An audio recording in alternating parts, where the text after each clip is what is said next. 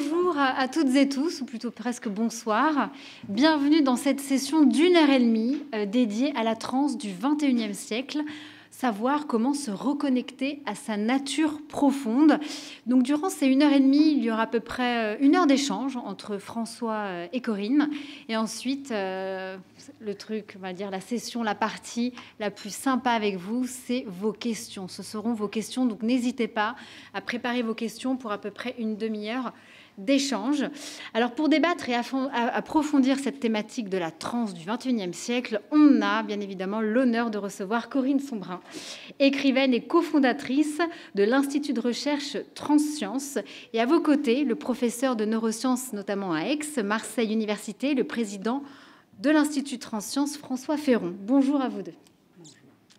Alors avant de commencer, une question me taraude. Dans la salle, qui a déjà expérimenté la transe?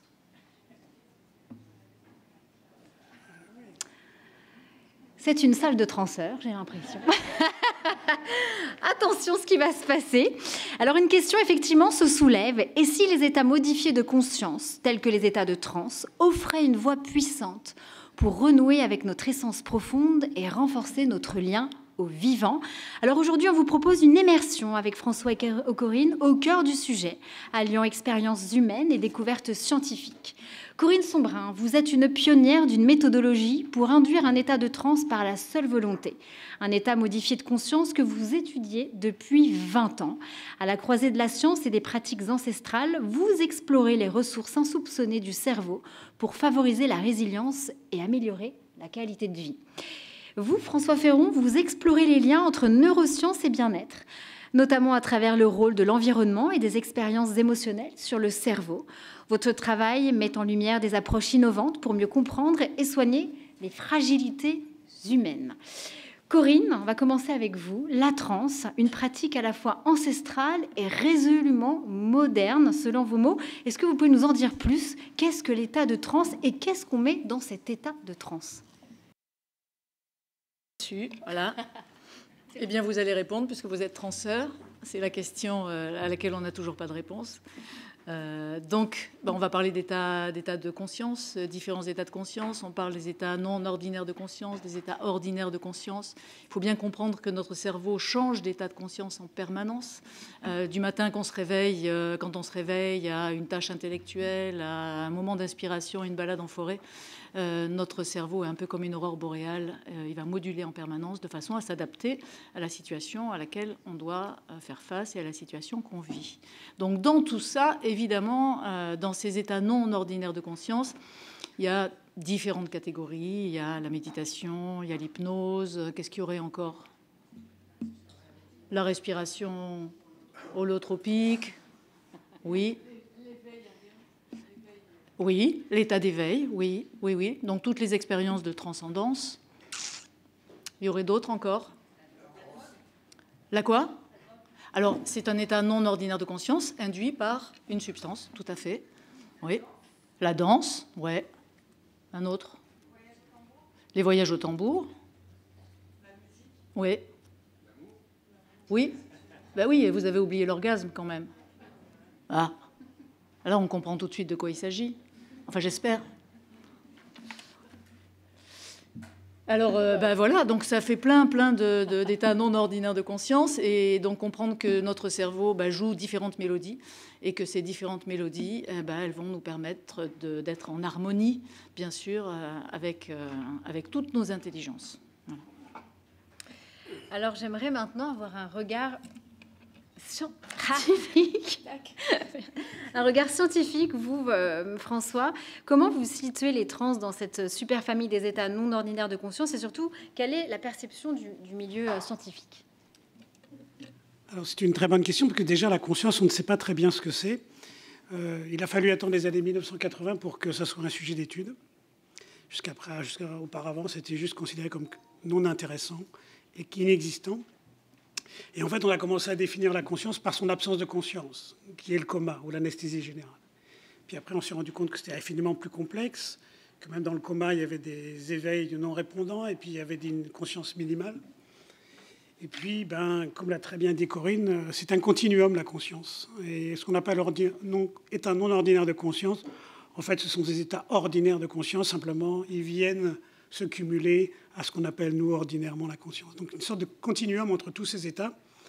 Et Corinne a mentionné quelques-uns de ces états non ordinaires, qu'on appellera bientôt plus comme ça.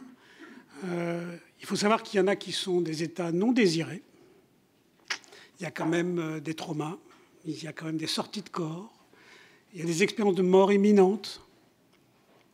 Et puis il y a même, et il y a quelqu'un dans la salle qui pourra en parler mieux que moi, l'épilepsie, qui peut aussi être un état non ordinaire de conscience. Donc ça, ce sont les choses qui ne sont pas désirées. Et puis il y a ce qu'on désire, qui a été en partie mentionné. Donc l'orgasme, ça, je crois que 100% des personnes l'ont expérimenté. Après, il y a effectivement les rêves lucides aussi qui n'ont pas été mentionnés. Et puis même l'alcool, on a dit tout à l'heure les drogues, mais l'alcool peut conduire à un état non ordinaire de conscience. Ce qui est important pour nous, c'est qu'en fait, on a souvent une dichotomie, c'est conscience ou pas conscience. Ce que j'ai commencé par dire, c'est-à-dire il y a le coma et puis la conscience. Et en réalité, non seulement c'est un continuum, mais il y a même une cohabitation de ces états. C'est-à-dire que quand vous êtes en transe, vous n'êtes pas pour autant inconscient. Vous êtes à la fois conscient et dans cet état de transe. Et donc c'est à la fois une cohabitation et la possibilité d'y rentrer, mais aussi d'en sortir à tout moment. Donc ce n'est pas quelque chose d'à part, mais c'est quelque chose qui vient en complément de ce qui est votre conscience ordinaire. Alors, je ne vais pas suivre mes fiches, du coup j'ai plein de questions qui arrivent. À quoi ça sert en fait? Alors dans ces cas-là, donc tous les deux vous pouvez répondre. À quoi sert l'état de transe? Et pourquoi induire des personnes en état de transe? Et peut-être qu'on peut parler peut-être des futures des études que vous faites avec l'Institut en oncologie. Alors on va être large et puis après on réduira.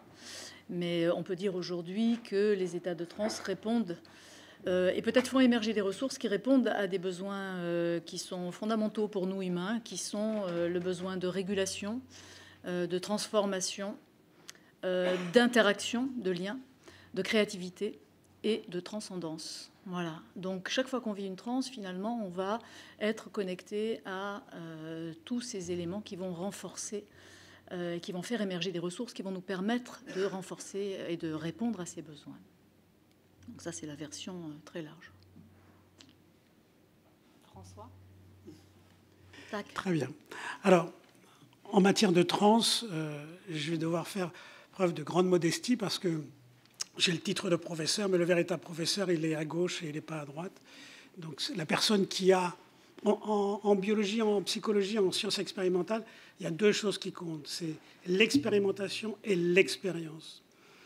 L'expérimentation, c'est ce qu'on fait tous les jours en faisant des expériences.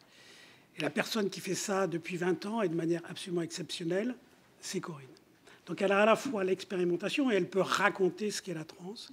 Et elle le fait depuis une durée suffisamment longue pour avoir, un peu à la manière des méditants experts, un peu à la manière d'un Mathieu Ricard, vous avez devant vous probablement la méditante, la transeuse la plus expérimentée qui soit sur cette terre. Je parle au moins de... Non, il ne faut pas le croire. Hein, Bon alors, qu'est-ce qu'on en fait de cette transe? En fait, la transe, elle est là pour nous aider à, comme ça a été dit dans le titre, nous reconnecter à notre nature profonde. J'ai besoin de faire un tout petit... Je peux faire un tout petit détour? Oui. Un tout petit, oui. En fait, notre corps, vous en connaissez qu'une toute petite partie et vous ne l'utilisez qu'en partie.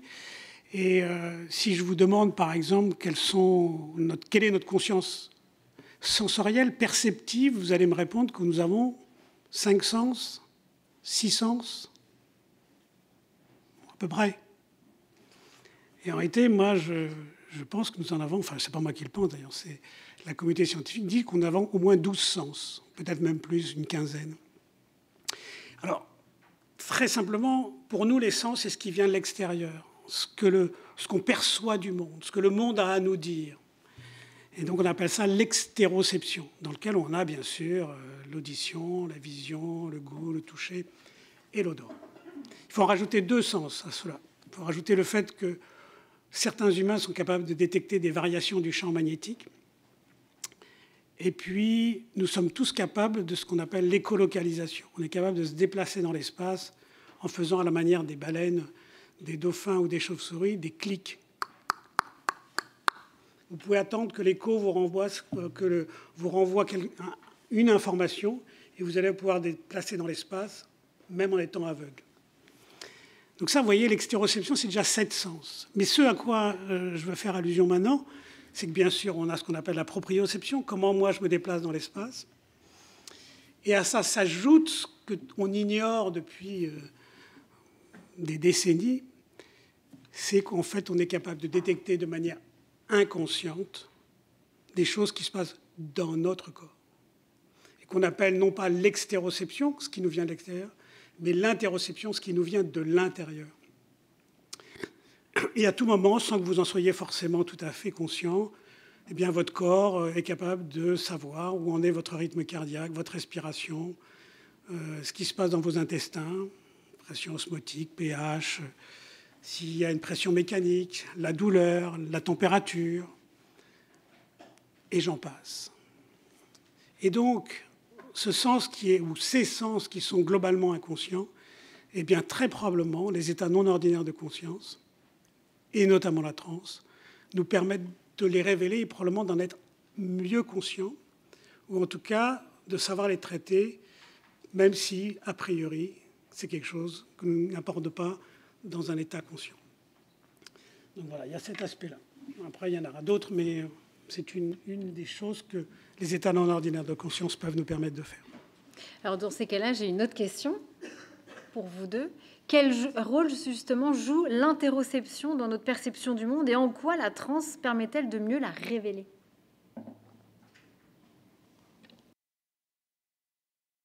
Alors, comment la transe révèle l'interoception ? Voilà. Alors, bon, deuxième détour. Alors, il se trouve que c'est la semaine du cerveau, donc ça tombe plutôt pas mal. Hein, c'est une très belle programmation. Quand on parle du cerveau, on pense système nerveux central. D'ailleurs, c'est extrêmement mal nommé, parce que vous vous rendez compte quand même que le centre, il est là, alors qu'il devrait être là. Et on appelle périphérique ce qui est central, ce qui est étrange quand même. En fait, c'est cette dichotomie toujours entre nature, culture, inné, acquis, immanence, transcendance. C'est une manie un peu occidentale de toujours vouloir diviser les choses en deux, alors qu'elles sont souvent une. Et il y a un système nerveux. Alors on l'a un peu, de manière un peu caricaturale, divisé entre périphérique et central, mais ça n'a aucun sens. Et on y viendra tout à l'heure parce que la transe permet en partie ça, de prendre conscience de ce qu'est notre système nerveux. Alors on va l'appeler comme on veut, autonome, entérique, périphérique, comme vous voulez. Il fait partie de ce grand tout. Et oui, la transe nous permet de mieux réguler cet équilibre entre ce qu'on appelle pour l'instant encore le central et le périphérique. Donc c'est un dialogue permanent. Vous êtes sûrement assez familier avec le nerf vague. Je ne sais pas si ça vous dit quelque chose. Il y a même une théorie qui est la théorie polyvagale. Eh bien, ce nerf vague qui régule en permanence votre cœur, votre respiration, vos intestins, la sphère génito-urinaire, et d'autres choses, eh bien, il est tout le temps, il y a des fibres, il y a 80% des fibres qui remontent au cerveau et vous avez 20% des fibres qui descendent du cerveau vers les organes. Eh bien, vous avez ce dialogue permanent et la transe permet en partie, comme l'a très bien dit Corinne tout à l'heure, de réguler. La transe, c'est de la régulation. C'est aussi de la transformation, mais c'est de la régulation. Et cette régulation, elle passe notamment par ces voies ascendantes et descendantes entre le cerveau et le reste du système nerveux. Donc, pour donner un exemple, la porte claque. D'accord ? Qu'est-ce qui se passe quand la porte claque ? Qu'est-ce qu'on fait tout de suite ? On sursaute, il y a les alarmes qui se mettent en route, il y a un danger potentiel, on sursaute. Et bien, on va dire que ce sursaut, il est sous-tendu par le système sympathique. Une fois qu'on a vu que c'était juste la porte qui claque, qu'est-ce qu'on fait ? On se détend. Et donc là, c'est sous-tendu par le parasympathique, d'accord? Donc en fait, c'est pas tellement que l'un ou l'autre fonctionne, c'est l'équilibre entre les deux. Si je reste activé avec le sympathique, si je reste activé, eh ben, je vais pas être bien.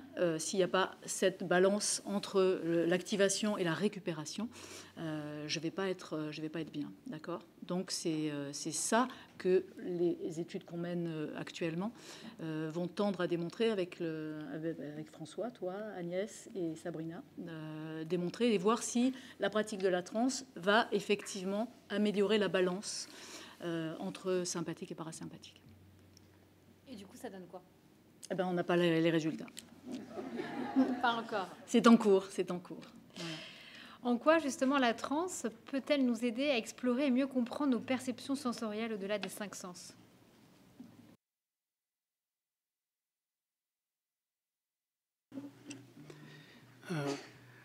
En dehors de ce qu'on vient de dire sur l'interoception? Alors, ça, c'est la conscience. On parle de la conscience. Alors, bon, alors, c'est un troisième.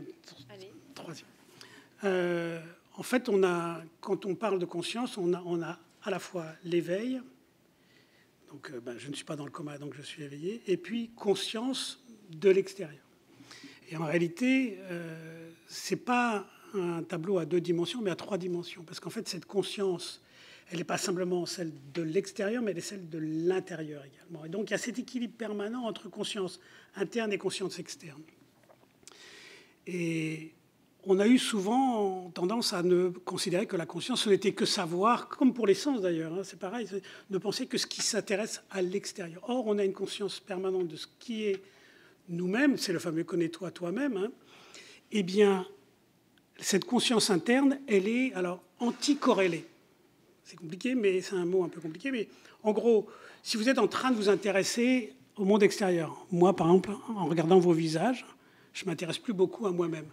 Et donc, je n'ai plus vraiment une conscience intérieure ou interne. À l'inverse, dans un état de transe, ou d'hypnose, ou de méditation, ou autre, vous allez parfois être plus sensible à ce que vous êtes vous-même et vous allez faire de l'introspection. Cette conscience interne en partie va vous déconnecter du monde externe. Et donc, c'est ça qu'on appelle l'anticorrélation. Et il arrive quand même qu'il y ait des individus un peu particuliers, parce qu'il y a ceux pour qui ça n'a aucune importance, donc il n'y a ni corrélation, ni... Voilà, ils font de temps en temps ce qu'ils veulent. Et puis, il y a quelques individus, ils sont encore plus rares, qui ont à la fois une conscience interne et une conscience externe qui sont activées en même temps. Bon, je ne sais pas si ça vous est arrivé, mais donc, globalement, on est quand même en train de toujours faire la balance entre ce qui se passe à l'extérieur et qui m'intéresse, et ce qui se passe chez moi et que je voudrais connaître. Je ne sais pas si c'était ça la question, mais c'est très bien. C'est très bien et on va continuer. D'ailleurs, Corinne, quelle est justement cette méthodologie d'auto-induction? Alors l'intérêt de l'auto-induction, c'est que ça permet de déclencher une transe quand on veut, où on veut, au moment où on en a besoin, à volonté. Voilà. C'est-à-dire que c'est vraiment une fonction on-off qui est vraiment caractéristique de cette forme de transe. Et son origine, elle vient de la nécessité de faire des études en neurosciences, où la première fois que j'ai rencontré des scientifiques, où je leur ai parlé de cet état et qu'il faudrait démontrer que d'abord il n'est pas pathologique et que deux, c'est pas une simulation, qu'il faudrait faire un EEG de mon cerveau pour voir ce qui se passe dans le cerveau. Voilà. Ça a commencé dans les années 2000, donc à l'époque, on pensait souvent que l'état de transe était ou une psychopathologie ou une simulation. Voilà. Donc c'était l'envie de comprendre ça.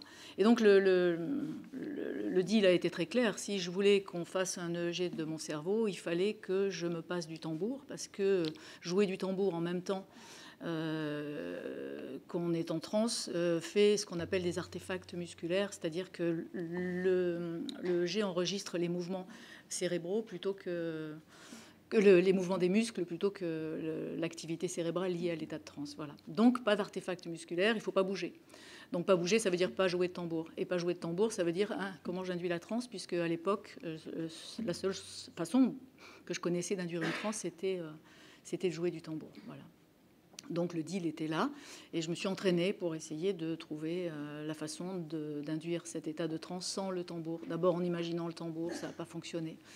Bref, j'ai fini par trouver, et ça a été finalement l'origine de la possibilité d'auto-induire cet état de transe que j'avais vécu en Mongolie avec les chamans. Voilà. Et donc à partir de là, ça voulait dire que... on a démontré, grâce aux EEG, on a démontré que l'état de transe était ni pathologique ni une simulation.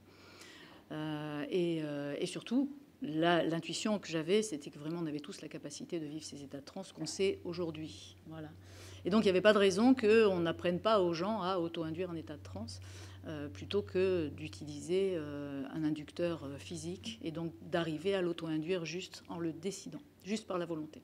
Voilà, donc maintenant, on commence par des boucles de son qu'on a mises en place avec des chercheurs, un chercheur particulièrement qui s'appelle Elie Lekemener, et donc une boucle de son qui déclenche un état de transe chez 95% des gens qui l'écoutent aujourd'hui. Voilà, au début, c'était 80%, maintenant, la méthodologie s'est améliorée, et c'est de plus en plus, finalement, voilà, de gens qui accèdent à un état de transe. Mais c'est pas le tout d'accéder à un état de transe. Il y a des tonnes d'inductions dans toutes les traditions du monde. Il y a des tas de façons d'induire un état de transe. On en a parlé. Mais la deuxième étape, c'est d'apprendre à l'auto-induire. Voilà.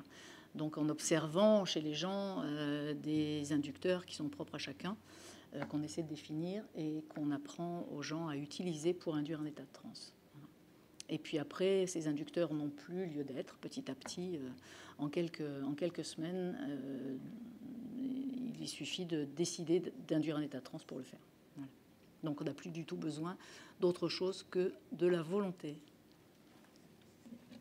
On va poursuivre, Corinne. Effectivement, depuis 2019, vous avez donc cofondé, c'est ça, l'Institut de recherche Transsciences. Alors concrètement, qu'est-ce qu'on y fait? Quel est votre public? Quels sont vos programmes? On veut tout savoir. C'est le moment. Donc l'Institut de recherche Transsciences, c'est François qui va en parler puisqu'il en est président. Et donc au départ, c'était l'idée de rassembler des chercheurs pour essayer de réfléchir à qu'est-ce qu'on fait de ce truc-là. Voilà, il y avait... il y a très peu d'articles, de publications aujourd'hui sur l'état de transe. Il y en a beaucoup sur la méditation, beaucoup sur l'hypnose, et encore sur l'état de transe, il y en a encore très peu. Voilà, donc ça commence. Mais j'avais envie qu'on réfléchisse et que des chercheurs se mettent à réfléchir, mais pas que des chercheurs aussi, des thérapeutes, des praticiens, des médecins, des psychologues, des psychiatres, bien sûr, qui étaient très, très en première ligne au départ sur l'effet bizarre dont on habille l'état de transe. Voilà. Donc Transsciences était fait pour ça. Et puis parallèlement à Transsciences, on a créé l'Institut Translab, qui lui est l'Institut de formation. Voilà. Donc en fait, il y a trois unités. Il y a la fondation Transsciences qui s'occupe de gérer des fonds et d'acquérir des fonds pour financer les recherches. Il y a l'Institut de recherche qui est présidé par François et dirigé par Audrey Breton, qui est chercheur en neurosciences sociales, c'est ça, cognitives. Voilà. Et il y a l'Institut Translab qui, lui, s'occupe de la formation à la transe. François, vous pouvez poursuivre. Oui, volontiers. Alors, on peut tous venir, c'est ça? De manière concrète, on peut tous venir? Je vais déjà vous dire les chiffres. Corinne Meriem et d'autres personnes ont formé 2750 personnes à la transe cognitive auto-induite. Vous voyez, c'est quand même un chiffre assez conséquent en finalement assez peu de temps. Sur ces 2750, il y a environ 300 médecins, environ 300 psychologues et environ 300 professionnels de santé autres que médecins et psychologues. Et puis une centaine de chercheurs. Donc vous voyez, c'est quand même un corpus assez important de cliniciens, de thérapeutes et de chercheurs qui travaillent ou qui vont travailler sur la transe. Alors, nous sommes dans la toute petite enfance de la recherche sur la transe. Alors, Corinne l'a un peu mentionné, j'ai relevé les chiffres. Si vous tapez sur le moteur de recherche qui nous est le plus familier, qui s'appelle PubMed, si vous regardez le mot hypnose, vous avez 16 000 articles. Si vous tapez le chiffre yoga, vous êtes à 9 000. C'est de la recherche, c'est que de la recherche scientifique. Sur méditation, vous êtes à 10 000. Rêve lucide. pourtant, hein, ce n'est pas très courant quand même, hein, le rêve lucide. Des recherches sur le rêve lucide, 250 articles. La sortie de corps, qui est aussi un état non ordinaire de conscience, 130 articles. Nous en sommes à moins de 10. Donc, c'est normal, parce on existe, on a l'avance, mais voilà, nous sommes tout petits, nous sommes pionniers, on commence, mais on a un avantage, un triple avantage, c'est qu'on a l'avantage, on va dire, l'avantage des gens en retard, on bénéficie d'être en retard. Qu'est-ce que ça veut dire, ça? Ça veut dire qu'en fait, ça veut dire trois choses. Ça veut dire d'abord que vous avez tous les outils qui ont été mis en place par les autres. Ça, c'est pas mal, déjà. Vous n'avez pas à trifouiller pour savoir ce qu'il faut faire. Deuxième avantage, c'est que vous pouvez vous comparer. Et puis le troisième avantage, c'est que comme vous arrivez relativement en retard, eh ben, vous avez tout ce qui est moderne et innovant. Et vous pouvez mettre en place des choses que les autres n'ont pas encore mis en place parce qu'on arrive en dernier.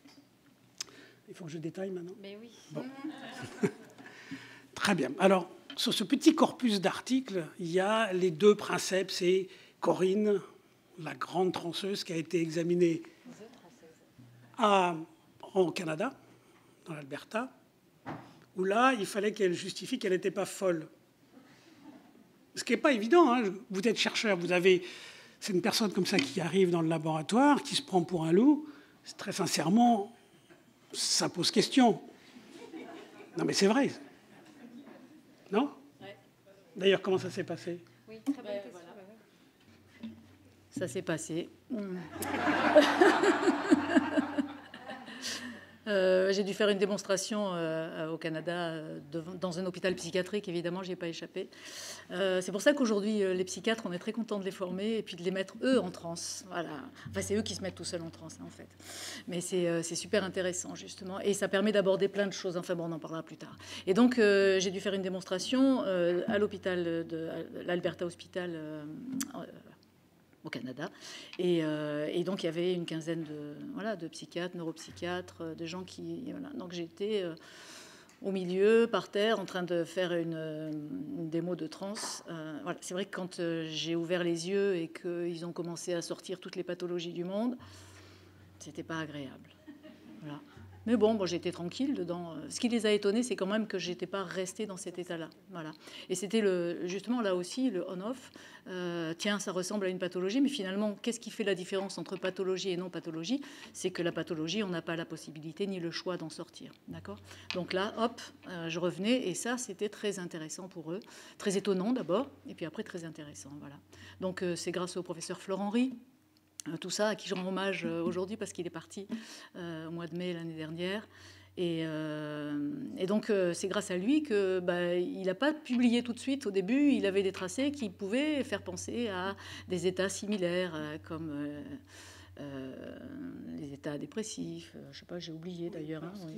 Schizophrène, voilà, tout ça. Oui, voilà. Et donc, il n'a pas publié tout de suite, et c'est bien parce que ça a permis de ne pas tout de suite classer ça dans quelque chose qui ressemblait à une pathologie, parce que ce n'en est pas une. Et donc, la publication qu'il a faite, c'était en 2017. Vous vous rendez compte, il a fallu 10 ans pour pouvoir publier ce papier, dont la conclusion est, effectivement, c'est pas une simulation, c'est pas pathologique non plus, et c'est peut-être ces états de transe, celui-là, un des futurs outils de la palette de la psychiatrie, ce qui est en train de se vérifier aujourd'hui, voilà, dans la suite des études. Donc c'était magnifique, voilà. Mais sur le moment, c'était pas marrant. Là, on parle de la transe, après ça, François, on parle de la transe dans notre milieu, dans nos sociétés modernes. Là, c'est encore une niche, etc.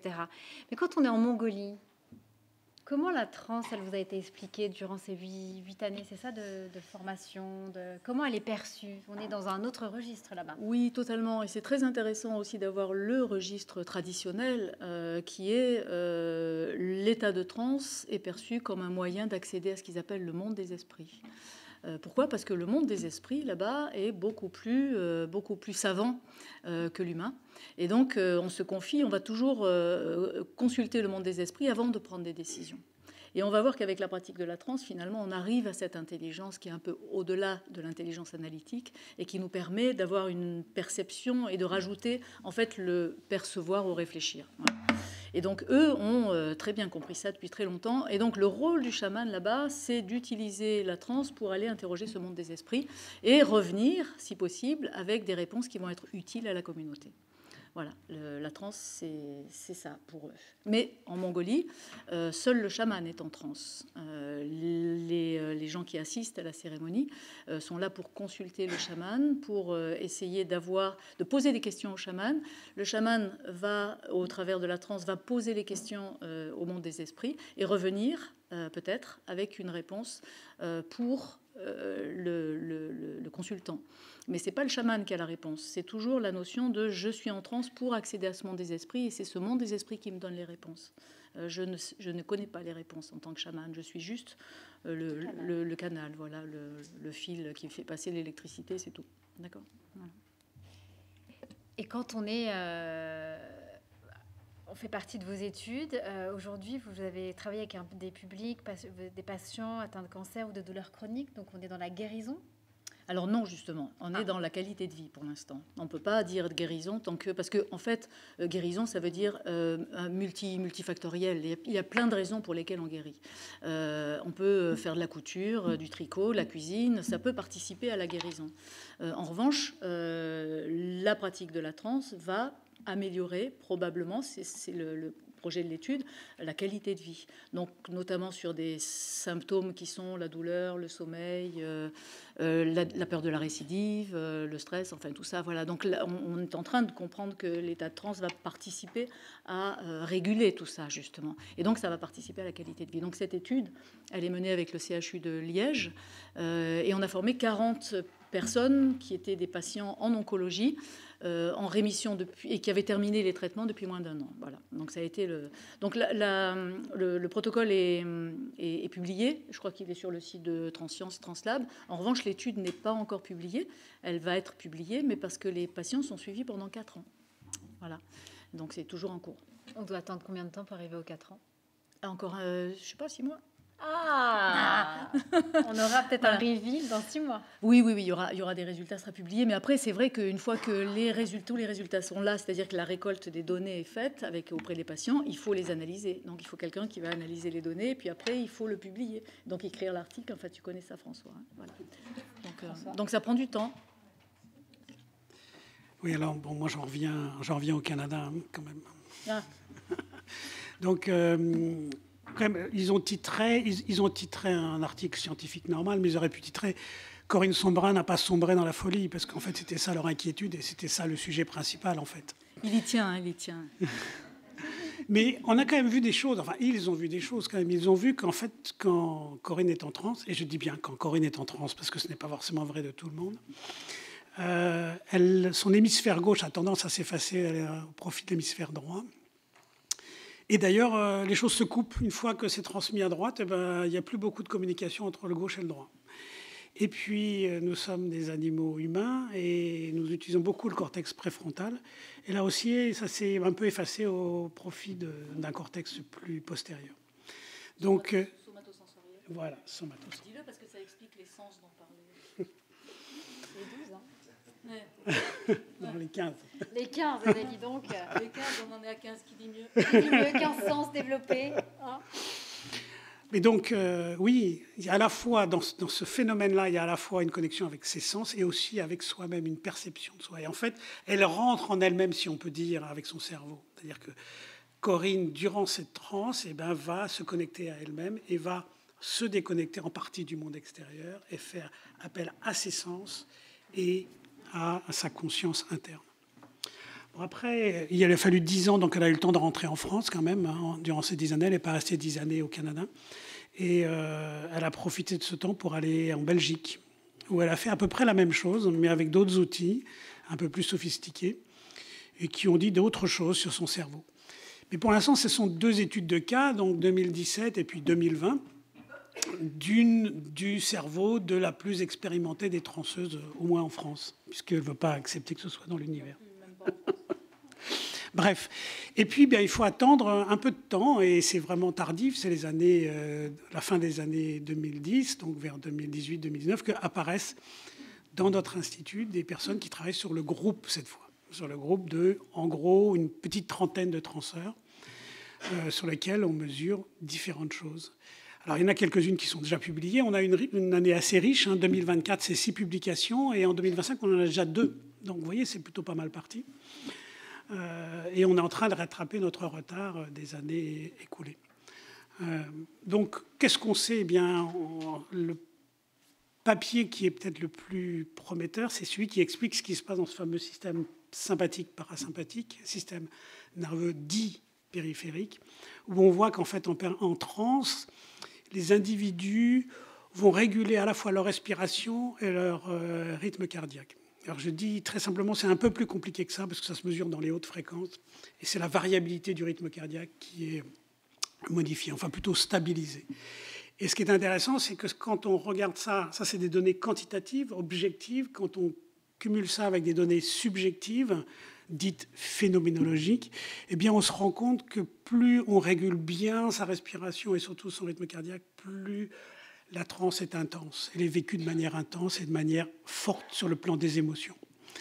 Donc voilà, on commence à avoir, c'est quand même un groupe de 27 personnes, on commence à avoir des indications sur ce qui se passe à l'intérieur de soi, au niveau du système nerveux et au niveau de ses sentiments, à la fois de ce qu'on ressent et de ce qu'on éprouve comme émotion. Ces 27 transeurs ont été formés à la TCAI, transe cognitive auto-induite. Donc, ils ont tous appris à auto-induire un état de transe. Et on est tous allés au CHU de Liège pour ces tests EEG. Et ça, c'est pas publié encore, je crois. Enfin, à part les Victor, ce qu'a fait Victor. Voilà.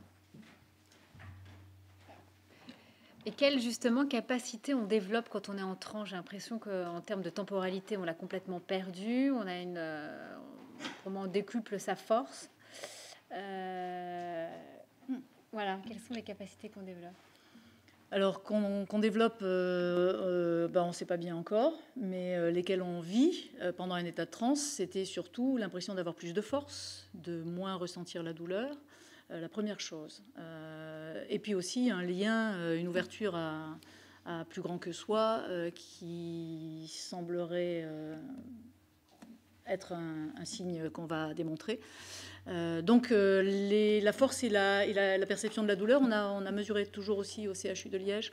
On a fait des expériences avec des appareils pour mesurer la force, avec on nous a fait des stimulations douloureuses avec un peu d'électricité pour voir si pendant la transe on ressent plus ou moins la douleur. Voilà. Et donc ça c'est pas encore publié, ça va l'être aussi. C'est pas encore. C'est pas publié, mais on a quelques résultats. Oui. Sur la force, donc on est comme ça, ou alors on a une barre sur la jambe, il faut la pousser. On fait ça avant, pendant et après la transe. Et on développe à la fois plus de force pendant la transe, et on a le sentiment d'avoir moins forcé. C'est-à-dire qu'en fait, on développe à la fois plus de force en ayant le sentiment d'avoir eu à fournir un moindre effort. Et la durée de l'effort est augmentée aussi. Oui. Alors sur la douleur, ça en revanche, on n'a pas de résultat, mais on peut peut-être dire un mot sur la douleur chronique, qui est un projet qui est pour nous extrêmement important parce qu'il va démarrer dans peu de temps, en tout cas on l'espère, mais il y a déjà une étude de cas. Alors c'est un peu comme vous voyez Corinne qui est notre poisson pilote pour la transe, et bien là on a un autre poisson pilote pour la douleur. C'est le cas d'une personne qui a un spina bifida. Alors, je ne sais pas si vous savez ce que c'est, mais c'est quand la moelle épinière sort de la colonne vertébrale et qu'elle est compressée. Donc, ça amène généralement à une paralysie. Donc, c'est extrêmement douloureux. Et ça, depuis des dizaines d'années, pour cette personne qui a plus de 50 ans. Et en fait, la douleur physique ne disparaît pas, la condition physique ne disparaît pas. Et évidemment, ça va plutôt en se détériorant. Mais, et c'est ça la bonne nouvelle, c'est que le ressenti de la douleur chronique et la façon de la vivre, et même les moments, on va dire, subjectifs de joie ou de joie de vivre, sont plus intenses. C'est-à-dire qu'à la fois, la personne ressent moins la douleur et la vit de manière plus aisée. Donc voilà, c'est pour l'instant juste une étude de cas en attendant là. Celle-là, elle est publiée. Et après, on a formé 26 personnes, 26 patients qui souffrent de douleurs chroniques qui sont suivis, qui seront l'objet d'une publication et qui n'est pas encore sortie puisqu'on les a formés les derniers il y a 3 semaines. Voilà. Donc c'est en cours. Ce qu'on a pu observer sur certaines formes comme endométriose, sur la migraine, sur qu'est-ce qu'il y avait encore, fibromyalgie, des choses comme ça. À long terme, il y a une amélioration des symptômes. Oui, c'est ça, on dit ça. Amélioration des symptômes, François. Ouais. Enfin, diminution de la douleur. Donc, c'est prometteur là aussi, mais ça prend du temps. Il ne faut pas penser que parce qu'on va vivre une transe, on ne va plus avoir mal. Effectivement, pendant la transe, la perception de la douleur est un peu diminuée, ce qui ne veut pas dire qu'il n'y en a pas. En revanche, ce travail-là, il va se faire sur le long terme. Les premiers résultats intéressants, c'est 6, 8, 9, 10 mois de pratique, pas avant. D'accord. Même juste après les premières formations à l'état de transe, il peut y avoir des rebonds douloureux. Donc la personne, en fait, l'état de transe va remettre en mouvement beaucoup de choses, d'accord. Comme beaucoup d'états non ordinaires de conscience, ça remet en mouvement. Et donc, comme ça remet en mouvement pas mal de choses, on suppose que ça va aussi remettre en mouvement les douleurs. Donc il y a souvent des rebonds douloureux après la formation. Voilà. Mais ça, on prévient aujourd'hui les participants. Et après, l'état de transe va travailler sur les raisons pour lesquelles il peut y avoir ces douleurs qui prennent du temps de changer un équilibre tout doucement. Et c'est parce que ça se fait très lentement, pratiquement sans qu'on s'en rende compte, qu'on va augmenter aussi l'estime de soi, on va travailler sur la sensation d'auto-efficacité. Voilà, c'est tout ça qui va faire que petit à petit, la posture de la position de la douleur, telle qu'on la vit très centrale au départ, elle va bouger un petit peu et donc il va y avoir une amélioration. Voilà. Mais pour l'instant, il y a trop peu de résultats encore. Et comment on pratique, par exemple, un cas d'endométriose où c'est au quotidien que la personne se met en transe? Combien de temps? Comment ça se passe? Alors, déjà, on apprend à la personne à auto-induire un état de transe. Après, elle est autonome. C'est ça notre objectif, c'est que la personne n'ait besoin de rien que de sa volonté pour déclencher un état de transe. Et donc, elle va le faire en fonction de ce qu'elle peut faire. S'il y a des douleurs chroniques, on est fatigué, donc elle ne va pas faire très souvent des transes. Mais il y a plein d'autres formes qu'on a associées à l'état de transe, comme ce qu'on appelle le proto-langage, ce qu'on appelle le tracé spontané. Il y a plein de choses qui vont permettre à la personne d'aborder les sujets qui sont un peu douloureux pour travailler petit à petit tous les endroits qui sont les raisons de la douleur. Voilà. Donc ça, c'est les praticiens, donc les psychologues, les médecins, algologues qui travaillent là-dessus et qui vont bientôt pouvoir présenter des cas d'études parce qu'ils ont suivi les patients, formé les patients et donc ils vont pouvoir en parler. Voilà. François. Moi, je voulais aborder les deux autres aspects. Notre deuxième modérateur. C'est ça, voilà. Non, mais tout à l'heure, je vous ai dit qu'on avait l'avance des gens en retard. Et bien là, je voudrais dire qu'on s'est comparé aux autres. On a 2 publications où on s'est comparé aux autres. C'est qui les autres? Alors les autres, c'est une autre forme de transe qui s'appelle la transe Maori Katane. Qui connaît? Non, enfin, ouais. C'est de la danse. Voilà. C'est de la danse et une musique très douce, très calme, mais ça peut être tout type de musique. Ça n'a plus rien à voir avec le tambour. Ça peut être du jazz, du classique, de la pop. Et bon, donc c'est une personne qui a mis ça en place. Il s'appelle Lenef, je ne sais pas comment ça se prononce. Et donc, il a fait une étude comparative. Enfin, nous avons fait une étude comparative entre les deux. Et on s'aperçoit que la transe cognitive auto-induite est plus performante, entre guillemets, dans tout ce qui est connexion avec soi-même, rencontre avec des personnages, rencontre avec des animaux, se connecter à la nature, avoir des sensations inconnues ou nouvelles. Et puis, alors, quelque chose qui est à l'air, semble-t-il, très important, c'est que en transe cognitive, on parle, on crie, on fait du proto-langage. Et là, je crois que Corinne est bien placée pour en parler. Tu veux que je parle en proto-langage?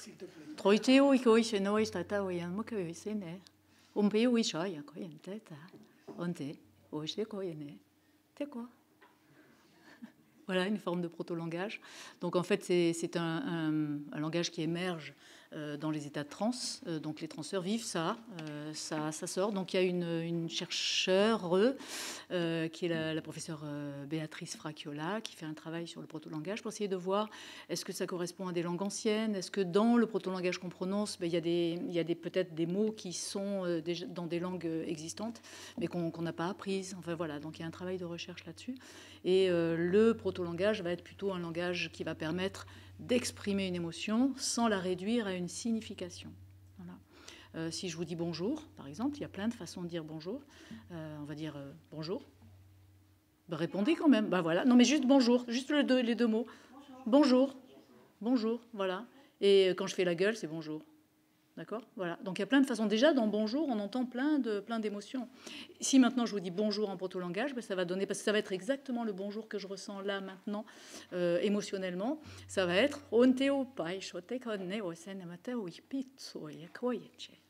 voilà. Ah, vous voyez que c'est plus riche au niveau des informations, au niveau des informations émotionnelles. Voilà. Donc c'est vraiment ce qu'on appelle un langage émotionnel qui émerge tout seul dans la transe. Voilà. Et ce langage, ben, justement, va permettre d'exprimer des émotions qui ne sont pas réduites à cette signification dont je parlais et qui vont permettre de produire aussi. N'oubliez pas que les sons sont des fréquences et que les fréquences sont des informations et que ça va permettre de produire les fréquences, les sons, les fréquences dont j'ai besoin pour transformer ce qu'il y a à transformer. D'accord ? Donc on revient sur le départ où on pense que l'état de transe va, pendant la transe, permettre de faire émerger des informations qui vont répondre à nos besoins de régulation. Donc ces sons qu'on produit, ces gestes qu'on va produire pendant un état de transe sont probablement en lien avec le système nerveux autonome. Ça, c'est un travail de recherche que vous faites. Et que c'est autonome, en fait. Donc on voit l'état de transe comme un processus autonome de régulation, déjà, première chose. Et donc ces sons participeraient à réguler, voilà, dans l'idée des fréquences. Et puis ça participerait aussi à la transformation. Transformation aussi de développement de capacités cognitives, mais aussi transformation de problématiques, transformation de trauma. Voilà. Donc ça, c'est ce que les psychologues et psychiatres explorent aujourd'hui avec des patients sur le syndrome de stress post-traumatique, sur le trauma, sur la dépression, et en quoi ça pourrait justement de produire ces langages, de vivre un état de transe, en quoi ça pourrait améliorer tout ça. Est-ce que dans la transe dont vous parlez, on est toujours sur la transe d'incorporation ? Alors, qu'est-ce que ça veut dire, la transe d'incorporation ? La transe animale. Ah oui. Eh oui. Ah oui. Eh oui. Ah oui. Alors, on a commencé l'ouve et on finit en induction. Donc, comment on fait le lien ? Merci. Alors, dans les traditions, on appelle ça la transe de possession. Et donc ça veut dire, ça dépend des traditions, hein, donc je ne connaissais pas l'autre terme, mais en Mongolie, ils appellent ça transe de possession, et c'est que tout d'un coup, on devient autre chose que ce qu'on a l'habitude de percevoir de soi. Donc tout d'un coup, là, je me sens Corinne, humaine, et enfin presque, et là, tout d'un coup, hop, je suis autre chose que ce que j'ai l'habitude de percevoir de moi. Okay ? Et donc je peux devenir, alors il y a toujours bien sûr dans les traditions l'image du loup, de l'aigle, de l'ours, mais gna gna gna, que dalle. C'est aussi, je suis un rocher, je suis un brin d'herbe, je suis tout d'un coup un ver de terre, je suis une limace, je suis tout, en fait tout le vivant est possible. Et donc on peut devenir et avoir l'impression de devenir ça dans une expérience de transe. Voilà. Et ça c'est passionnant parce que quand on parle de lien au vivant, tout d'un coup on se dit que pour moi, ça a été la plus belle façon de ressentir le vivant, parce que je l'ai ressenti en moi, je l'ai ressenti vraiment dans ma façon d'expérimenter une odeur. Une fois, il y a une participante dans un atelier qui est sortie de transe en disant j'étais un ver de terre, mais j'ai vécu un rapport à l'odeur de la terre que j'ai jamais expérimenté, et elle nous dit c'était orgasmique, tellement c'était cette odeur de la terre, jamais je l'avais vécu comme ça. Voilà, donc ça vous donne une idée de l'intensité des vécus dans ces états-là.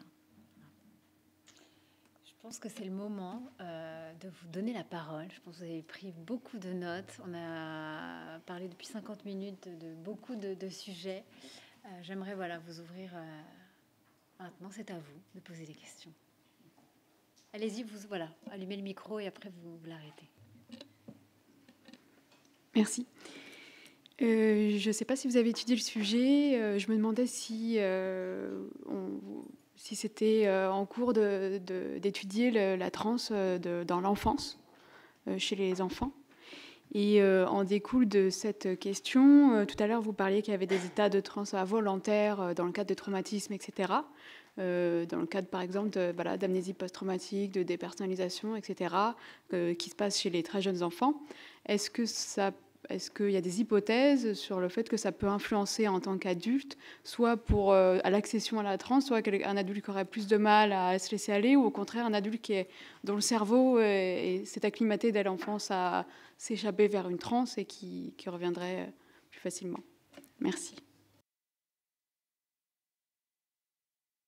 Sur l'enfance, pour l'instant, on ne travaille pas encore avec des enfants. On a formé des pédopsychiatres, dont le professeur David Da Fonseca, qui est une pédopsychiatre. Et la posture, c'est de dire que les enfants ne sont pas en transe, c'est leur état de conscience ordinaire, en fait. Mais on ne peut pas dire que c'est un état de transe, puisque c'est leur état de conscience ordinaire. Donc, leur rapport à l'autre, particulièrement quand ils sont bébés, avant la grande régression synaptique, hein, c'est ça, chef ? C'est un peu plus tard. Voilà. Donc ils vivent totalement en lien avec tout. Et donc parler d'état de transe chez les enfants, je ne sais pas si c'est pertinent ou pas. Oui, puis ce serait sûrement pas autorisé par le comité de protection des personnes, donc le comité d'éthique. Donc c'est compliqué de faire ça. Mais il y avait une deuxième partie dans la question qui était finalement, est-ce que ça a une influence sur le devenir? Oui, ça c'est sûr, c'est évident qu'il y a tout événement qu'on vit durant la grossesse ou après une conséquence sur notre devenir d'adulte, que ce soit des maladies somatiques ou des maladies, on va dire, du cerveau ou des maladies cérébrales. Donc oui, bien sûr qu'il y a une influence, mais ça n'empêche pas l'induction de la transe, puisque quand même, avec la méthode mise au point par Corinne, c'est 99% des personnes qui rentrent en transe. Donc 99%, c'est évidemment bien au-delà de tout ce que peut être des traumatismes qui empêcheraient d'entrer en transe. Donc, Ah oui, c'était ça la question en fait. Qu'est-ce qui faciliterait l'accès à la transe ? Non, c'était savoir s'il y avait eu justement ces états non volontaires de transe en tant qu'enfant. Est-ce qu'en tant qu'adulte, ça pouvait influencer plus difficile ou facilement Non, on n'a pas fait de lien encore, de corrélation entre ça et ça. Voilà. Mais là, je vois Agnès Trébuchon, qui est professeure qui est neurologue, professeure à l'hôpital de La Timone, qui travaille en épileptologie. Et voilà. Donc, elle parle des états de transe qu'on dit pathologiques, c'est-à-dire dans le cadre de l'épilepsie ou de ce qu'on appelle les crises dissociatives fonctionnelles. Tu me reprends, hein, voilà. Et donc, on est en train de faire un travail aussi là-dessus pour voir en quoi ces états qu'on voit comme pathologiques aujourd'hui pourraient être ce qu'on appelle les trans spontanées dérégulées, c'est-à-dire vues comme pathologiques et donc empêchées. Voilà. Donc, tu peux venir hein, si tu veux en parler. Le micro. T'as micro, oui, micro. Hop. T'appuies sur voilà, paf. Oui. Oui, donc là, si je voulais être incognito, oui, voilà, c'est raté. C'est effectivement dans le dans le monde de la pathologie, on a ce qu'on appelle les troubles fonctionnels dissociatifs, qui sont en fait, un patient, par exemple, qui ne marche plus, on fait des examens, on ne trouve aucune lésion. Un patient qui fait des crises qui ressemblent à de l'épilepsie, mais en fait, ce n'est pas de l'épilepsie, c'est ce qu'on appelle des crises fonctionnelles dissociatives, c'est-à-dire qu'à un moment donné, il va perdre conscience et ça a un grand impact sur la qualité de vie. Et notre médecine, qui est souvent en fait en difficulté parce que on trouve rien d'organique, a tendance parfois à renvoyer un peu en disant voilà, c'est psychologique et hop, allez voir le psychologue ou le psychiatre. Le psychiatre qui voit arriver ses patients qui ont des symptômes physiques en fait a parfois du mal aussi à prendre en charge parce que en fait ça s'est exprimé par le corps. C'est le corps qui qui exprime quelque chose. Et donc c'est vrai que depuis, on s'est formé à la transe cognitive auto-induite, depuis qu'il y a tous ces travaux, l'idée c'est peut-être que c'est le corps qui exprime à un moment donné quelque chose, c'est quelque chose de dérégulé, c'est souvent très régulièrement des patients qui ont eu beaucoup de traumatismes, souvent des traumas complexes, c'est-à-dire pas un seul traumatisme, mais des traumatismes répétés. Et c'est finalement déjà comment, là on est pour l'instant à dire, à faire des diagnostics d'annonce et à expliquer ce que c'est. Pour la prise en charge, c'est encore en devenir, mais vraiment l'idée déjà de dire oui, on sait ce que c'est, le fait de rassurer, c'est déjà une première étape. Je ne sais pas si j'ai répondu à la question. Merci Agnès. Voilà, tout ça étant vraiment le tout début, et il n'y a rien de défini là-dedans, de sûr. Alors moi j'ai 2 questions. La première, c'est que avec quoi on revient. Alors si cette nature profonde est en fait le recontact avec sa nature spirituelle, c'est comme ça que je l'interprète. Avec quoi on revient de ces transes et comment dans la vie réelle et continuelle on s'en sert de cette connexion. Et la deuxième, c'est est-ce qu'il y a un invariable de ces transes? Est-ce qu'il y a un lien culturel? Je pense à certains instruments de musique. Ou est-ce qu'il y a un lien culturel avec les trans, ou est-ce qu'il y a un invariant universel de certains instruments, de certains rythmes, de certaines voix qui induisent ou est-ce que c'est vraiment très localisé en fonction du rapport avec les sons, avec les danses, avec la culture? Alors l'invariant, c'est la danse. L'invariant, c'est la prière, c'est les mantras, c'est les répétitions de mots comme ça. C'est un invariant. Ça va provoquer un état non ordinaire de conscience. Il y a des invariants comme ça. Il y a la privation de sommeil, il y a la respiration holotropique, il y a les derviches tourneurs, donc ça c'est la danse. Il y a le jeûne, oui. Bien sûr. Oui, oui. Oui. Voilà, donc il y a plein de façons, ce qu'on appelle les inductions. Il y a plein de façons d'induire un état de transe. Après, l'état de transe va être différent en fonction du contexte. S'il y a un contexte de rituel, en Mongolie par exemple, le chaman dit des prières en permanence. Donc c'est une espèce de cadre. Il y a l'artiste aussi, l'artiste qui est sur scène et qui va dans des moments des états de grâce, c'est aussi un état. Et donc l'artiste va, par son travail, nous mettre le public et provoquer un état non ordinaire de conscience dans le public. Voilà, on peut être devant une œuvre et tellement ému que tout d'un coup on va changer d'état de conscience. Voilà, donc tout ça ce sont des invariants, donc des choses qui sont des inducteurs. Après, l'état de transe, oui, il dépend du contexte. Si on a pris une substance, si on n'a pas pris une substance, parce qu'il y a l'induction, mais il y a aussi ce qui est dû à la substance, ce qui est dû à l'inducteur, donc que ce soit le tambour, que ce soit un texte d'un artiste, que ce soit un morceau de musique. Il y a ça qui va aussi jouer. Et oui, la forme, les croyances, en fait, tout ça vont colorer, en tout cas, l'état de transe. Dans la forme auto-induite qu'on propose, il y a un cadre qui est minimal, c'est-à-dire que c'est pas appuyé sur un rituel lourd, en tout cas. Une fois qu'on sait auto-induire, on déclenche comme ça. Et donc, ce qu'on observe, c'est qu'on vit la transe dont on a besoin, en fait. Donc j'ai besoin de réguler. On a tous, en fait, les grands besoins dont j'ai parlé au début, c'est-à-dire que pendant la transe va émerger ce dont on a besoin. Donc parmi les grands besoins sont des ressources pour réguler, transformer le lien. Donc le lien avec plus grand que soi, bien sûr, la créativité et la transcendance. Donc des expériences spirituelles, des expériences mystiques, des expériences de dissolution, des expériences de... Voilà. Donc on va vivre un petit peu toutes ces possibilités, mais qui dépendent du moment où on vit la transe et du transeur aussi. D'accord ? Donc on pourrait dire qu'il y a autant de trans que de transeurs que de moments où on vit la transe. Ça fait beaucoup de possibilités.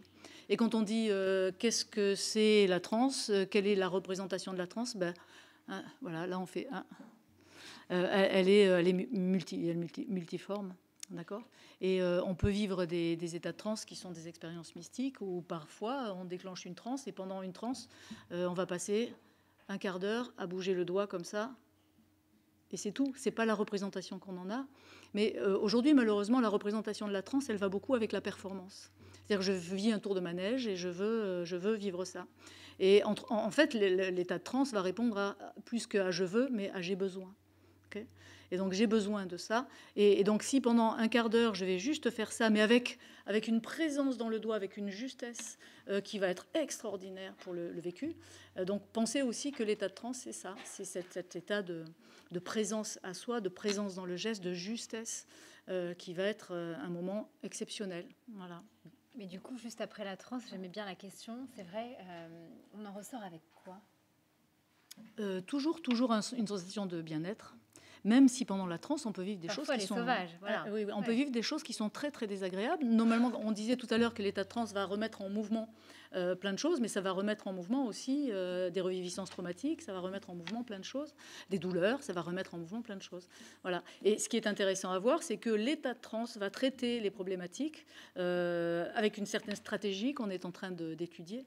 Donc ça, c'est dans la catégorie transformation, régulation.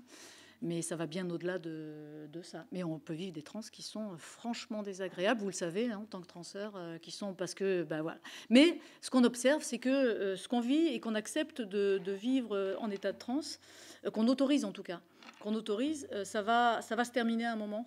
On sait en tant que transeur que ça va être une traversée et qu'à un moment, il va y avoir une résolution de quelque chose. Et peut-être, parce que c'est assez créatif, cet état de transe, et ben peut-être va arriver une ressource qui va permettre à long terme, de transformer les raisons pour lesquelles il y a ces surcharges émotionnelles ou ces traumas ou je sais pas quoi. Une question ici. Merci. Je profite de madame, vous avez dit un mot qui m'interpelle, spirituel. Donc ma question est d'ordre plutôt spirituel et en lien avec le thème d'aujourd'hui. Je vous ai beaucoup écouté, plutôt orienté scientifique, plutôt occidental, et mon côté oriental me fait dire se reconnecter à sa nature profonde. Donc ma première question: quand est-ce qu'on a perdu cette connexion? Si on se reconnecte, est-ce à la naissance? Oui, ma deuxième, c'est sa nature profonde. Où est-ce qu'elle se trouve? Est-ce que ça se trouve dans le cerveau, peut-être ailleurs? Et enfin, est-ce qu'il y a une unicité de cette nature profonde? Est-ce que ce sont des natures profondes? Bah oui, on va dire qu'il y a une unicité, que tout ça se rejoint. Et la problématique de nos sociétés, c'est qu'on a développé le réfléchir plutôt que le perceptif, le percevoir, tu vois. Voilà. Donc à force de surdévelopper une intelligence, on l'a fait un peu au détriment du perceptif, du lien. Voilà. Donc aujourd'hui, on est obligé de parler de spiritualité, alors que la spiritualité, elle est en soi. Je veux dire, elle est là. Elle est dans ces expériences, justement, desquelles on s'est un peu coupé. Voilà. Donc, et donc, ce serait bien de se reconnecter à nous-mêmes, alors? C'est ça. C'est ça. Se reconnecter à nous-mêmes, se reconnecter au vivant en nous, ça, c'est vraiment important, parce que se reconnecter à nous-mêmes, se reconnecter à ce vivant, c'est être en lien et se réouvrir au vivant autour de nous. Hein, ça, c'est vraiment important de penser ça, de penser que parce que je suis présent à moi, tout d'un coup, je vais être présent aux autres, voilà, et je vais être en lien. Et donc, l'une des grandes beautés de ces états non ordinaires de conscience, c'est de nous reconnecter à nous et de nous remettre en lien les uns avec les autres, bien sûr. Et j'ai pas répondu peut-être aux autres questions. Peut-être à la première, quand est-ce que nous avons perdu cette connexion? Eh bien justement, à force de développer l'intellect, à force de développer l'intellect et de penser que c'est important de contrôler. Plus on développe l'intellect, plus on a besoin de contrôler. Dont la mort et la vieillesse, bien sûr, il faut les contrôler absolument. Ça, c'est chiant, on n'y arrive pas, tu vois. C'est vraiment pénible de ne pas pouvoir planifier ça. Mais voilà, donc il y a des milliards qui sont dépensés à ça, alors que l'éternité, elle est là, elle est en nous. Hein. Elle est justement dans cet autre en nous qui nous emmène vers l'infini et qui nous emmène, voilà. Donc, je pense qu'elle vient un peu de là, le glissement. Au fond. Bonjour, merci beaucoup déjà pour toutes ces informations. Je suis assez touché par le moineau friqué qui est juste au-dessus de vous et empaillé et du coup qui me fait rebondir. Ah, il est en tissu. Oui, il n'est pas empaillé, il est en tissu. Ah, d'accord, ça va. J'ai bien regardé parce qu'il y en a deux là, okay. Et je me suis dit bon, voilà. Très bien.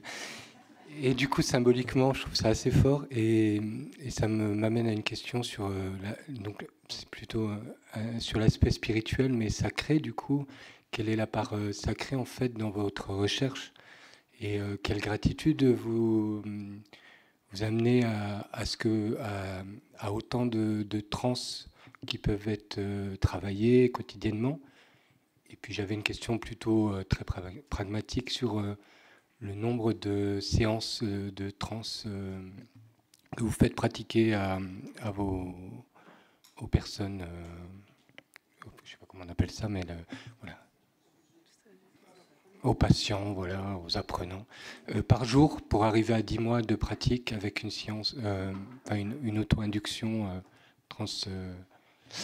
Voilà, je ne sais pas, vous m'avez compris, ça va? Presque. Ouais, merci. Donc l'auto-induction, elle s'acquiert en très peu de temps. 15 jours, 3 semaines, 1 mois, ça l'auto-induction, elle s'acquiert. Mais l'idée, c'est pas de dire aux patients ou de dire aux transeurs combien de trans ils doivent faire par jour. Il faut voir la trans comme un art de vivre. C'est-à-dire que c'est la personne qui décide à quel moment elle a besoin, envie de vivre une trans. Donc là, il n'y a pas du tout d'indication là-dessus. C'est vraiment propre à chacun. Et c'est ça l'autonomie. Et c'est une des grandes valeurs de la transmission de tout ça. Et puis il y avait une autre question. Oui, la question était sur l'approche sacrée et la gratitude qu'on peut y mettre derrière le remerciement au monde du vivant, justement, et à ce lien dont vous parlez. La gratitude, elle vient de ce qu'on vit, de la beauté de ce qu'on vit dans ces états-là. Et donc la gratitude, elle est là en permanence. Voilà. Et on peut très bien faire la vaisselle en ressentant une gratitude extraordinaire, parce que tout d'un coup, on est reconnecté à autre chose que la corvée, entre guillemets, qui va intellectuellement nous gonfler. Et là, tout d'un coup, on va vivre quelque chose qui est extraordinaire, juste parce qu'on est présent à soi, et donc en lien avec tout l'ensemble. Et donc la spiritualité, elle se vit là, la gratitude, elle se vit là, les expériences. J'ai une vidéo de trance avec tout un tas de matériel sur la tête et des expériences qui ne sont pas très agréables. Et à un moment, je dois déclencher la transe.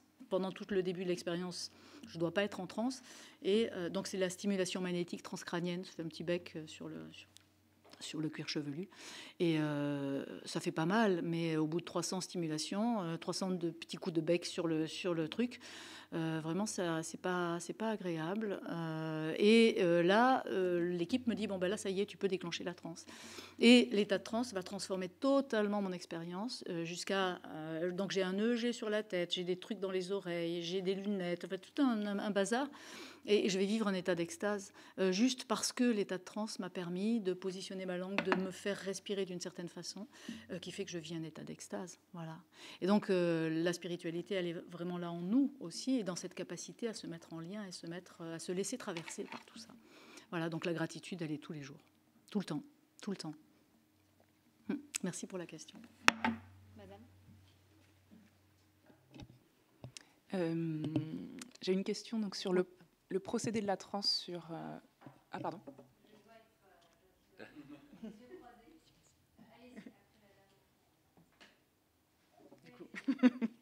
Ok. Sur le processus de la transe, là, est-ce que auto-induit, c'est par la boucle sonore, du coup, ou pas forcément? Et c'est une double question. Et le principe, c'est de les rendre autonomes. Donc là, il y a à la fois de la recherche que vous faites et de la formation pour, j'ai compris, principalement le personnel encadrant médical pour l'instant. Est-ce que l'idée, après, c'est de pouvoir diffuser ça au plus grand nombre? Parce que moi, j'y vois derrière, potentiellement, si tout le monde se met à pratiquer de la transe comme ça, pour moi, on change la société et le monde en reconnectant à notre essence.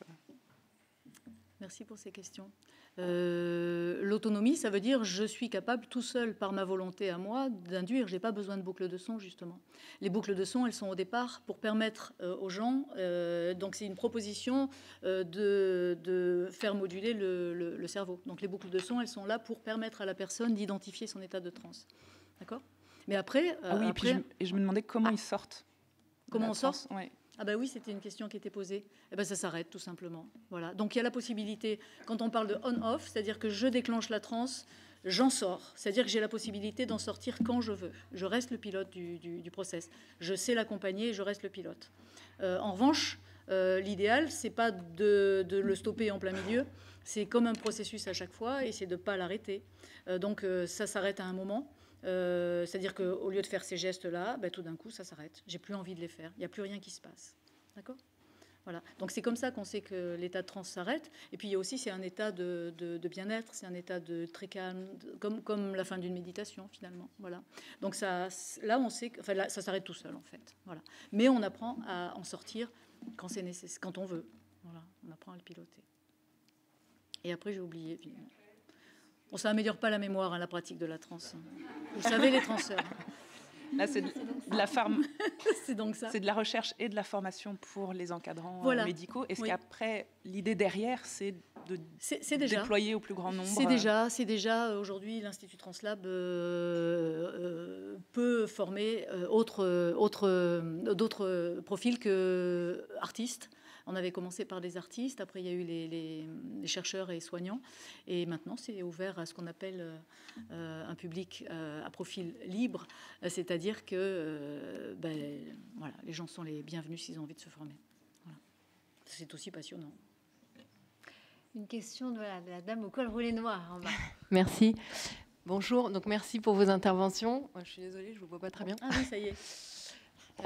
Alors moi j'ai eu la chance il y a une vingtaine d'années de vivre c'était ma première expérience de transe, donc c'est de la respiration holotropique, donc une transe induite, peut-être que j'en ai vécu d'autres avant mais je ne savais pas, et je l'ai vécu au Brésil, et la personne qui facilitait la séance nous a dit au Brésil, enfin en tout cas après en débrief, au Brésil les gens ont moins de mental, en tout cas ce qu'il appelait le gendarme, qui est peut-être éventuellement ce qui va nous rendre difficile cet accès à notre inconscient ou ce monde intérieur duquel le mental nous coupe assez régulièrement, surtout dans nos sociétés, qu'au Brésil il était moins présent et que lui voyait des différences entre les séances avec des Brésiliens et des séances avec des Européens, notamment des Français.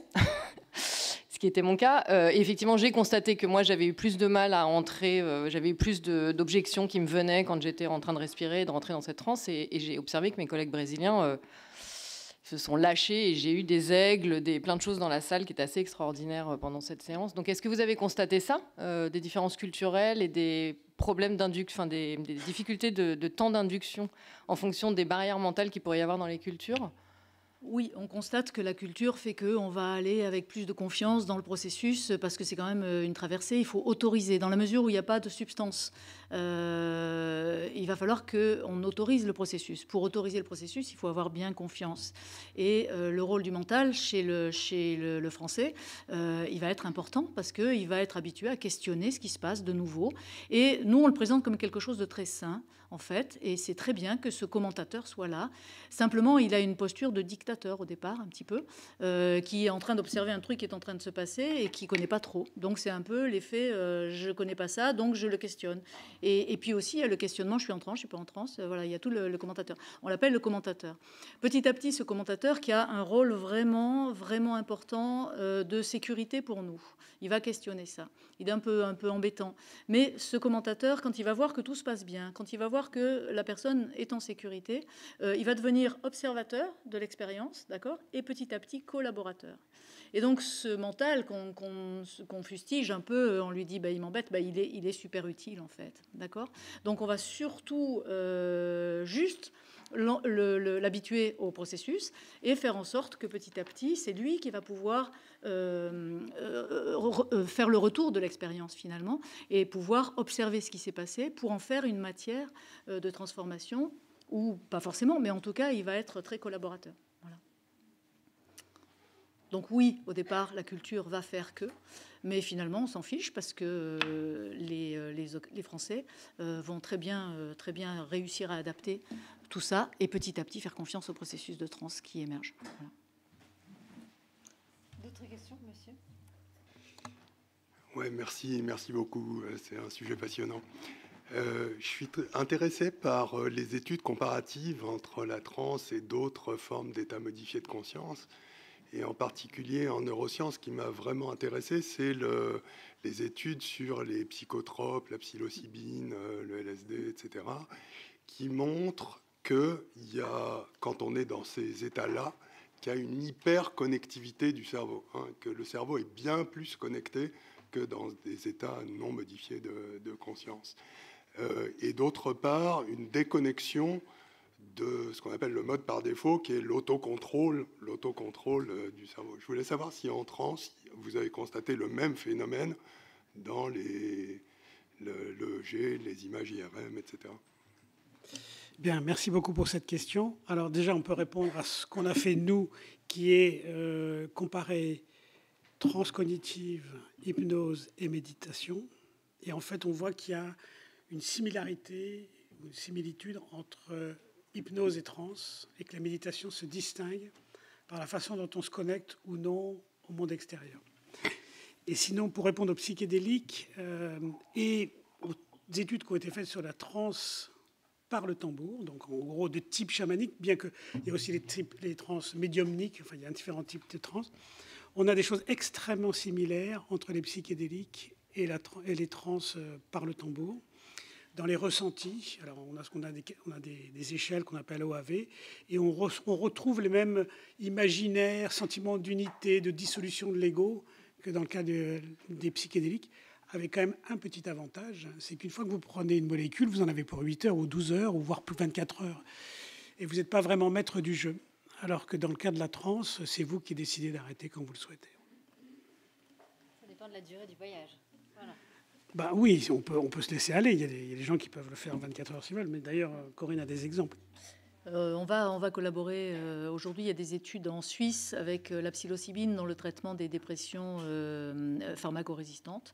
Et donc, quelqu'un qui est en forte dépression ne sera pas capable d'auto-induire parce qu'il n'aura pas la volonté pour le faire et il ne fera pas le chemin d'apprentissage, parce que c'est un apprentissage vraiment qui demande un effort. Et il n'y aura pas ce chemin possible. Donc, j'ai travaillé avec des psychiatres, j'ai formé des psychiatres en Suisse qui, eux, sont dans le circuit officiel, c'est autorisé en Suisse, dans le circuit officiel et qui ont traité des patients avec la psilocybine, avec plusieurs prises. Et le traitement est terminé, sauf que les patients disent c'était quand même bien la transe. Alors la différence avec la psilocybine, c'est que ça bouge pas. L'état de transe, on bouge pas, il n'y a pas de mise en mouvement, il n'y a pas de tout ça.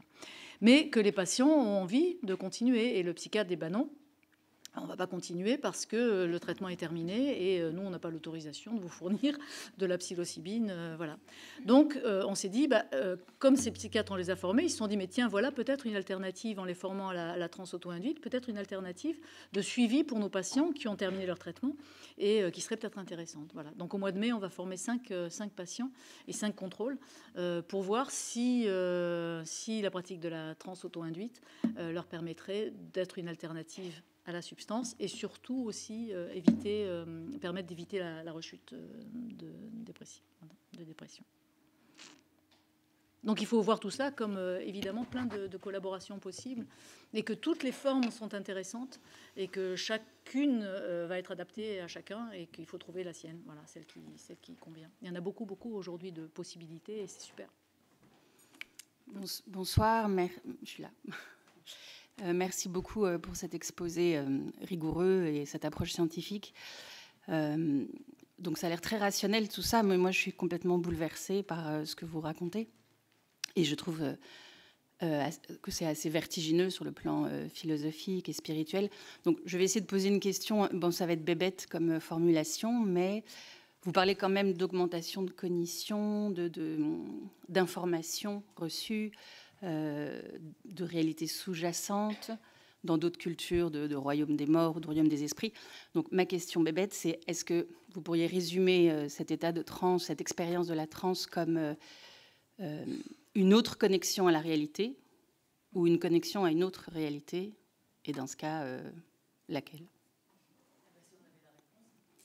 Ça m'arrangerait bien. Eh ben non, on l'a pas. Voilà, on n'a pas la réponse. En revanche, on vit en état de transe dans une réalité qui est un peu différente, évidemment, parce que son perçu sensoriel, son perçu de la proprioception, l'interoception, tout ça est un peu modifié. La perception du temps aussi, elle est modifiée. Donc forcément, on vit la réalité de façon un peu différente. C'est pas pareil que je suis connectée à une autre réalité. Donc on dirait que c'est toute la même réalité qu'on va percevoir sous différents filtres. Voilà, en fonction de comment on va l'aborder, dans quel état de conscience on va l'aborder. Voilà. Après, bien sûr, dans l'état de transe, on a accès à ce qu'on appelle des présences non incarnées, qu'on soit en transe ou pas en transe d'ailleurs. Hein. On a ces expériences-là qui sont ce qu'on appelle des présences non incarnées, mais on ne sait pas ce que c'est. En revanche, on peut aborder comment faire avec. Et comment faire en sorte que ce soit une richesse plutôt que quelque chose dont on a peur. J'ai pas répondu à la question, mais j'ai commencé. Ouais. 10 minutes. Bonjour, excusez-moi. La question que je me pose, c'est dans les sociétés où on vit de manière plus connectée avec le vivant, où les pratiques chamaniques sont ancrées. Comment se fait-il qu'on n'ait pas appris, enfin que tout le monde n'ait pas appris à utiliser la transe de manière quotidienne, à volonté? Enfin, ça m'interpelle, je ne comprends pas. Oui, parce que notre société s'est attachée à faire de nous des êtres savants, ce qui est très bien, et les autres sociétés se sont attachées à faire de nous des êtres plus conscients. Voilà, donc plus conscients, plus savants. Les deux sont intéressants. Et maintenant, il est temps, et vous êtes là pour ça, je veux dire, il est temps de réunir toutes ces fonctions. Et ces états non ordinaires de conscience, c'est vraiment des voies d'exploration et de collaboration avec notre monde. Ils changent définitivement notre façon d'être à ce monde. Ils nous redonnent le sens du vivre, du lien au vivant, et aussi de la joie et du respect qu'on doit avoir envers le miracle qu'est le vivant. La question, elle n'était pas pour nous ici dans nos sociétés occidentales, c'était plus dans les sociétés où c'est des pratiques complètement ancrées. Alors peut-être que je vais répondre, mais en fait c'est parce que c'est pas du tout vu de la même manière. C'est-à-dire que quand Corinne va en Sibérie, en Mongolie pour se former, c'est des clans, c'est des gens qui... tu vas me dire si je me trompe, mais je crois que le pourcentage de gens qui sont des chamans, c'est 0,003% de la population. 0,01, ouais. Donc c'est dérisoire. Mais pourquoi? Mais parce que c'est une fonction hiérarchique, c'est une fonction d'être intermédiaire entre les esprits et les humains. Mais c'est pas ça. Justement, ce qu'a fait Corinne et qui est peut-être exemplaire, c'est qu'elle a dit, en fait, ce que j'ai vécu, tout le monde peut le vivre. Et donc elle s'est dit, je vais mettre en place une méthode qui fait que finalement tout le monde peut le vivre. Mais c'est pas du tout ce qu'ils veulent faire ailleurs. Ailleurs, c'est vraiment une autre fonction. Le chaman a une autre fonction qui n'est pas celui de partager. Il a un pouvoir, il l'exerce. D'ailleurs, ils se battent entre eux. C'est assez. Tu peux peut-être raconter, mais le monde. Oui, qui s'envoient des sorts entre eux. Ça, c'est l'humain de toute façon. C'est dans toutes les cultures. Et donc la fonction du chaman là-bas, c'est d'être le lien entre le monde des esprits et le monde des humains. C'est pas les participants qui font ça, c'est son rôle à lui. Comme ici, le curé a le rôle, la fonction de nous mettre en lien avec Dieu en fonction des croyances de chacun. Voilà.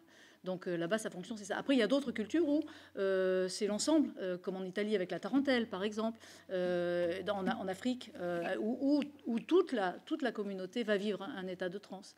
Donc ça dépend des cultures. Mais en Mongolie, ça viendrait absolument pas à l'idée dans la culture de former tous les gens à la transe. Pour eux, c'est stupide. Ça sert à rien. C'est bizarre même. C'est bizarre. Parce que pour eux, il n'y a que le chaman qui sait comment interagir avec les esprits. Voilà, parce qu'il est formé pour ça et parce qu'il a cette fonction. Voilà. Mais les autres, non. C'est la réponse. Je ne sais pas s'il y a une réponse, mais on voit quand même qu'il y a un usage dans la guérison. Enfin, je suis au milieu de la pampa, j'ai une semaine de marche pour aller voir un chaman. Pourquoi est-ce que j'aurais pas appris moi à gérer ma douleur? Ah oui, bah oui. Voilà. Oui, c'est vrai. C'est bête. C'est vrai, mais c'est le rôle du chaman et qui va pas beaucoup soulager non plus la douleur. Alors en Amazonie, oui, ils ont toute la pharmacopée, voilà, mais en Mongolie, il y a quelques plantes, il y a pas grand-chose. Et après, c'est surtout le lien avec le monde des esprits qui va apporter des réponses. Mais bon, voilà. Il y a l'hôpital, c'est bien aussi. Quand ils vont accoucher, ils vont à l'hôpital maintenant, parce que voilà. Oui, moi je voulais vous demander quelle est l'origine de la transe. Quel pays? Parce qu'on ne pense pas au début aux chamans, on pense plutôt à l'Afrique ou au Brésil avec les macumbas, etc. Mais alors, l'origine, elle va dans la préhistoire. Ouais. D'accord. L'humain était connecté. Et donc, c'est un état, en fait. Ce n'est pas l'origine de la transe. Alors, l'origine du chaman, c'est-à-dire de la figure de chaman dans la société, c'est au néolithique. Quand la population a commencé à se sédentariser. Néolithique, c'est la sédentarisation. Donc, ça fait 7-8 000 ans suivant les continents. Et c'est parce que la population s'est sédentarisée qu'est apparue la fonction de celui qui va s'occuper des champs, de celui qui va s'occuper du lien avec l'invisible. Et voilà. Et donc, c'est apparu là. Et donc, c'est parce que tout d'un coup, ils ont eu des visions, parce qu'ils ont eu des rêves, parce qu'ils ont eu des choses où ils ont eu l'impression qu'il y avait autre chose que la réalité dans laquelle ils vivaient. Voilà. Donc, c'est apparu tout naturellement. Si c'est les premiers rituels, les premières sépultures, elles remontent à 100 000 ans. Voilà. Mais ça fait partie de nos fonctions. Donc, voilà, on s'arrête là. Un dernier mot peut-être rapide, vraiment 30 secondes chacun, parce c'est vrai que ça s'enchaîne. Mais Corinne, un message à faire passer sur l'Institut, sur peut-être un message plus global sur notre connexion à notre essence même. Comment on pourrait conclure de conclure juste, je vais laisser François conclure aussi, c'est de réutiliser, de se réapproprier la mélodie des états non ordinaires de conscience. Parce qu'on parle de comment ça s'appelle, l'humain augmenté, vous vous rendez compte. Déjà, l'augmenter, ce serait déjà bien de développer nos capacités qui sont là. Donc, de réintroduire la mélodie des états non ordinaires de conscience dans notre ordinaire. Voilà, c'est juste ça, quel qu'il soit. C'est formidable de pouvoir réutiliser, se réapproprier ces états non ordinaires de conscience. François, oui. À vous. Eh bien, vous nous avez posé des questions. Qu'est-ce qu'on a à dire de la transe ? Eh bien, moi, je pose la question exactement inverse. Qu'est-ce que la transe a à me dire ? Et sachez qu'il y a beaucoup d'inattendus et que, évidemment, de temps en temps, on fait des transes d'intention et on pose des questions. Puis il y a des fois où on ne pose strictement aucune question. Et quand vous êtes en transe, eh bien, il y a des réponses qui vous apparaissent tout à fait inattendues. Voilà. Merci infiniment à vous et merci au public.